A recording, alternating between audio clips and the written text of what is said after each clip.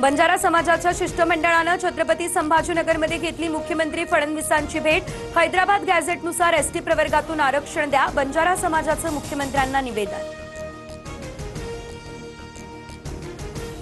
राज्यात ठिकठिकाणी बंजारा समाजाचे मोर्चे। हैदराबाद गॅझेटनुसार एसटी प्रवर्गातून आरक्षण देण्याची मागणी, तर संविधानाच्या चौकटीत बंजारा समाजाला न्याय मिळावा, पंकजा मुंडे यांची प्रतिक्रिया।